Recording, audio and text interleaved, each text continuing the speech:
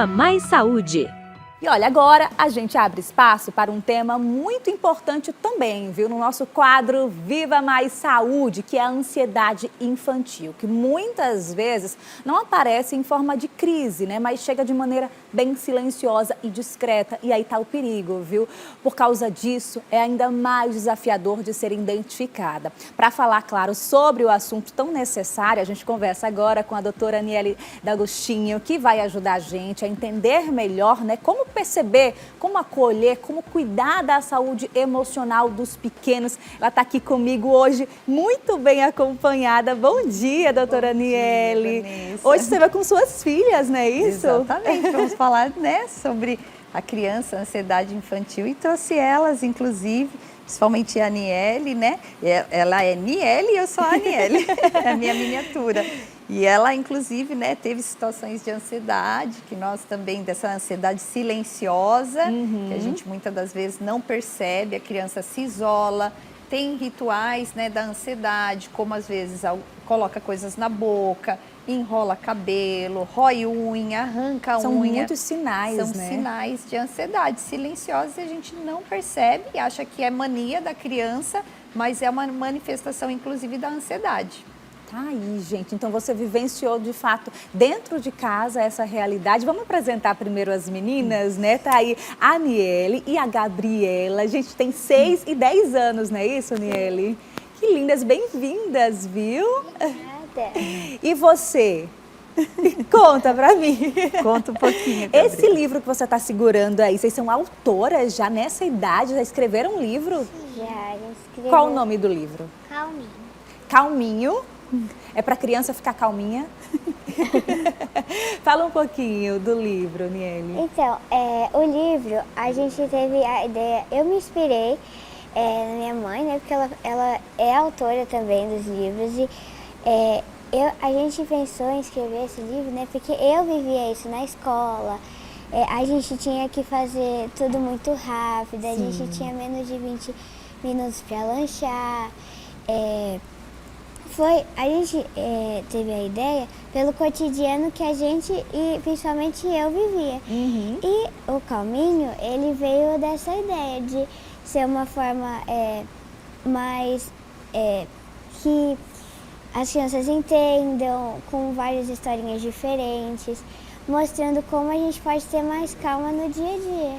Que depoimento importante, né? Mostra que, de fato, muitas crianças, muitos adolescentes vivem no dia a dia, que é essa ansiedade de fazer tudo muito rápido, essa cobrança, na verdade, que a sociedade tem, principalmente em cima, desde o cedo das crianças, né? Eu queria que você falasse um pouquinho melhor sobre a ansiedade. A partir de que faixa etária a gente pode identificar uma ansiedade infantil? Vanessa, isso até mesmo quando bebê, a gente já tem bebês ansiosos, que são aquelas crianças que choram muito. Como que a criança pequenininha vai manifestar a ansiedade? Exatamente no comportamento. O choro, a irritabilidade, tem ansiedade infantil em cada faixa etária que é bem normal, né? Então aquelas birrinhas de criança, mas tem momentos que realmente a criança não sabe lidar com a própria frustração. E aí gera ansiedade, né, e gera essas manifestações comportamentais. Inclusive a nossa chegada, né, para Natal, nós viemos para Natal justamente para viver essa calmaria. Nós somos paulistas, sou de São Paulo, né, e nós tínhamos uma rotina muito realmente agitada, porque, né, o paulista vive muito mais isso. Então, elas estudavam integral, aquela cobrança quase 5 línguas, esporte, porque nos condicionam que isso é uma vida muito ótima para os filhos, né? Principalmente para quem é paulista, para quem mora em São Paulo. Então, a escola que proporciona quanto mais atividades, mais estímulo, a gente acredita que seja a melhor opção para os nossos filhos. E ao contrário disso, eu vivi na prática, né? Então, elas tinham muitas atividades, mas ao mesmo tempo essa cobrança excessiva, que inclusive nós também acabamos cobrando dos filhos, de notas boas na escola, né? Muitas exigências da criança hoje, e elas acabam não dando conta. Coisas que antigamente a gente não tinha essa exigência. A nossa exigência era brincar, arrumar casa, né? Que inclusive era algo até prazeroso, que é uma rotina do dia a dia.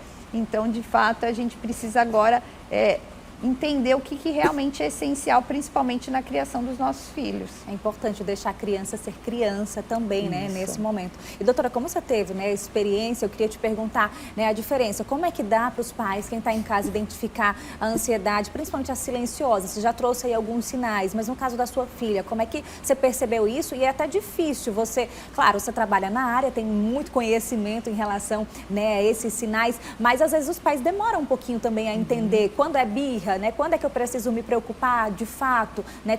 Como a gente consegue identificar esses sinais, principalmente na ansiedade silenciosa? Nessa silenciosa, Vanessa, a criança começa a se isolar, ela começa a ter desinteresse, então ela começa a se desinteressar. A gente às vezes estimula a criança e ela acaba indo, né, por esses estímulos desinteressada mesmo. Então isso é um sinal bem importante, porque hoje nós temos muitas crianças com depressão, não chegou a ser o caso delas, né? Justamente por identificar muito rápido e mudar a rota. Mas eu atendo muitas crianças com depressão, inclusive, e que são crianças que até já tentaram até suicídio, Vanessa. Então é um assunto muito sério de ser falado, é algo que a gente precisa dar esse olhar e não achar até mesmo que é moda, porque hoje falar ansiedade virou algo, né, um modismo, algo que todo mundo tem, algo comum. Mas que não, a gente tem que ter esse olhar. Eu já atendi crianças que, inclusive, já se cortaram, e crianças de 6 anos. 6 anos. 6 anos, né? Levando realmente a noite de frustração, de silenciosa, não conseguir comunicar. Muitas das vezes os pais também vivem com conflitos dentro do casamento, dentro de casa, e a criança não sabe manifestar essa dor que ela está sentindo. E ela vai manifestar, inclusive, em reações no corpo. Ou ela vai se isolar, se desinteressar, né, inclusive pelo aspecto social, ou ela vai trazer essas manifestações de irritação, de irritabilidade, ou agressões físicas com ela mesma, né? Crianças que puxam o cabelo, que tiram o cabelo, inclusive durante o sono, a criança tem um sono mais agitado, crianças hoje com insônia, que não conseguem, inclusive, dormir. Então, tudo isso é manifestação de ansiedade e esse olhar com cuidado e amor, né? Principalmente amor. Como tratar, como ajudar com essas crianças? Acolhendo. É o acolhimento, é o amor, é a conversa, é o diálogo que vai trazendo essa solução para que a criança se sinta que realmente ela tem esse apoio. Com certeza, né? Problemas que, de fato, a gente costuma ver, né, perceber mais em adultos hoje, cada vez mais cedo nas crianças também, por causa, né, de toda essa sociedade, de toda essa pressão também que envolve as crianças. E aí eu queria te perguntar, né, aproveitar que Nelly está ali com o violão e tudo, como é que a música ajudou nesse processo? Porque ela canta, ela toca também, né? Inclusive, Gabriela também, você falou que toca instrumentos também, né? Como é que a música pode ajudar nesse processo? A música é uma arte, né? E, na verdade, Nelly tem um dom já desde a infância. Ela aprendeu a tocar violão sozinha, a cantar. Então, no banheiro, ela sempre está cantando. O que acontece? É que nós começamos a estimular de uma forma diferente. Né, como realmente foi um escape para ela. Então ela realmente durante ali, né, o tocar, a cantar, é algo que inclusive ela se conectou muito com a essência dela e com Deus. Por isso que ela canta músicas gospel. Então é o que acalma ela, é o que trouxe para ela realmente essa conexão com a espiritualidade. E aí a gente encontra um grande talento, inclusive, dela. Ai, com certeza. Claro que eu vou pedir para você cantar pra gente. Pode já adiantar cantar pra gente? Uma?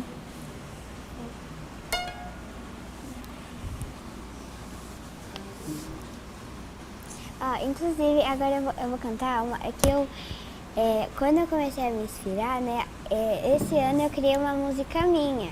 Sim, Já que eu ainda não postei nenhuma rede social, nem nada, mas será que eu posso cantar ela? Claro, pode.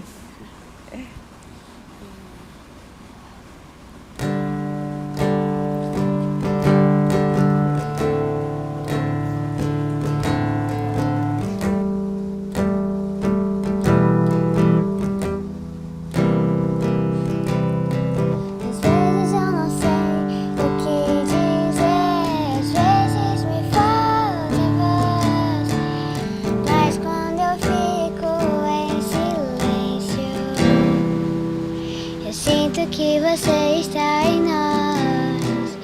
Eu não te vejo com os meus olhos, mas te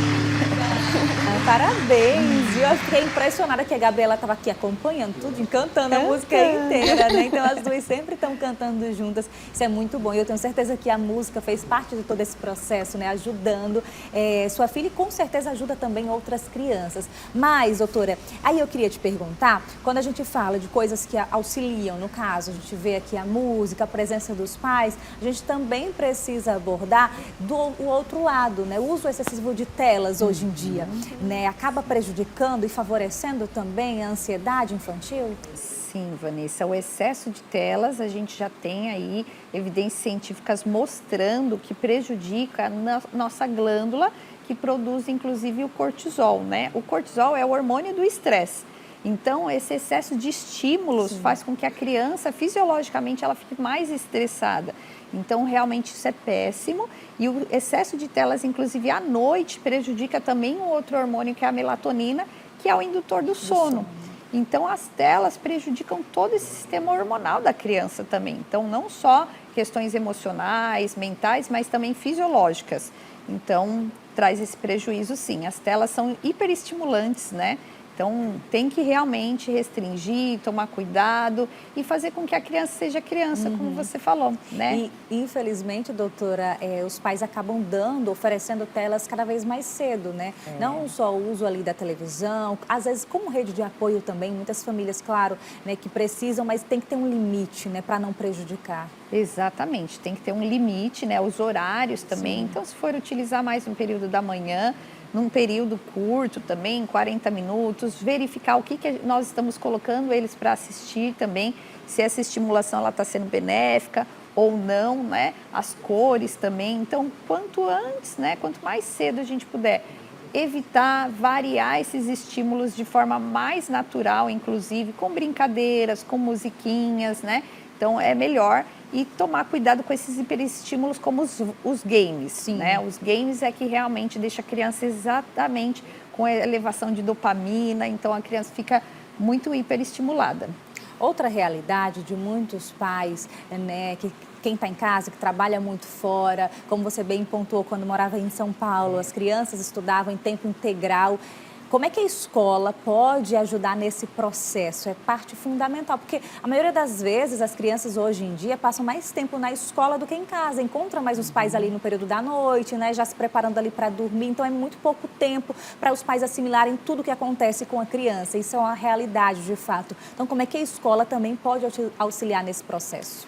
Um processo muito interessante de ajudar a diminuir a ansiedade da criança é a estimulação do esporte. Né? Então, o esporte já libera as questões hormonais para a criança, é um apoio muito bom, mas um apoio também socioemocional.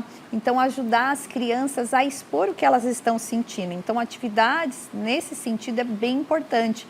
Fazer uma caixinha de emoções, fazer um diário. Inclusive, o livro fala para ter um diário dos sentimentos. Fala um pouco mais sobre o livro, que né, ótimo, também, aproveitando. Vamos falar? Vocês querem falar ou posso falar? Elas querem falar, Vanessa. Então, deixa elas. Vamos lá. Então, sobre o diário, né, que a gente está falando, no livro ele fala que a gente faz até uma rotina que cada dia a gente tem que cumprir alguma coisa. Uma tarefa, né? É, uma tarefa. Deixa eu ver se eu acho.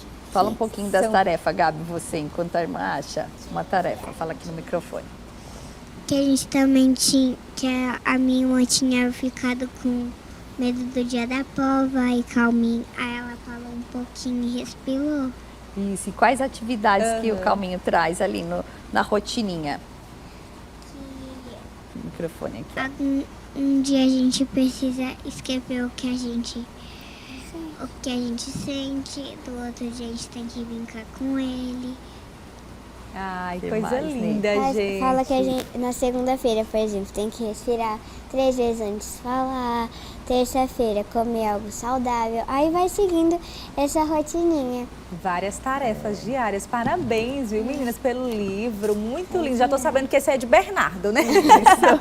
Obrigada. E hoje, inclusive, né, uma data muito marcante, que é o Dia Nacional do Livro também. A gente pontuar sobre isso é muito bacana. Tá aí o Calminho, lindo, com elas na capa também, né? Obrigada, viu, doutora, mais uma vez. Olha que lindo, gente. Esse aqui eu vou levar pro meu filho. Eu amo incentivar a leitura. ele também adora e é muito importante a gente fazer isso, viu? Doutora, muito obrigada. Obrigada pela presença das meninas super inteligentes. Parabéns, Obrigada viu? mesmo. Muito obrigada mais uma vez. Eu que agradeço. Obrigada. E realmente, né, o Calminho possa assessorar os lares, esse é o objetivo, né, desse livro, para que os pais voltem a ter os hábitos de ler com a criança, e ele vem de forma lúdica mostrando isso, que a respiração é algo que também está ficando de lado e que é muito importante e simples, e que o respirar nos acalma. Perfeito. Obrigada mais uma vez. Viva Mais Saúde!